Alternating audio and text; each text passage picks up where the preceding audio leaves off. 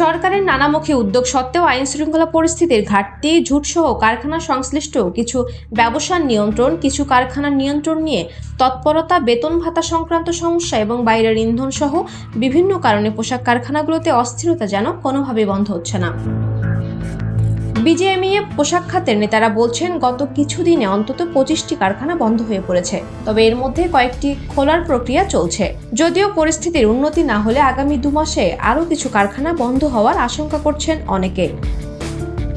এ অবস্থায় চাকুরিতে নিয়োগ ও পুনর্বহাল সহ বিভিন্ন দাবিতে গাজীপুর এলাকায় ঢাকা-ময়মনসিংহ মহাসড়ক অবরোধের পর অন্তত 10টি কারখানায় ছুটি ঘোষণা করতে হয়েছে বুধবার।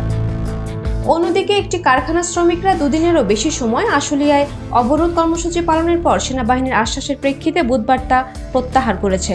এর আগে গত মাসেও বিভিন্ন দাবিতে আশুলিয়া অঞ্চলের পোশাক কারখানা শ্রমিকরা বিক্ষোভ করেছেন।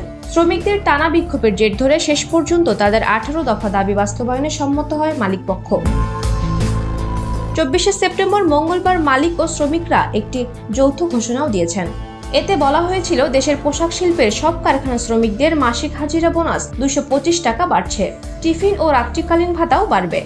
আগামী অক্টোবরের মধ্যেই বিদ্যমান ন্যূনতম মজুরি বাস্তবায়ন করা হবে। বিজিএমইএর সিনিয়র সহসভাপতি আব্দুল্লাহিল রাকিব গণমাধ্যমকে বলেছেন, 5 আগস্টের পট পরিবর্তনের পর শিল্পজনগুলোর নিয়ন্ত্রণ নিয়ে দ্বন্দ্বের শিকার হচ্ছে পোশাক খাত।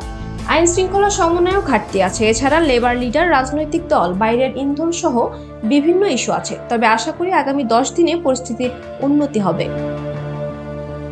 এ বিষয়ে বাংলাদেশ গার্মেন্টস ফর ওয়ার্কার্স সলিডারিটির নির্বাহী পরিচালক কল্পনা আক্তার বলছেন, সংকট নিরসনে নেওয়া পদক্ষেপগুলো সম্পর্কে শ্রমিকদের যথাযথ অবহিত করায় ঘাটতি আছে।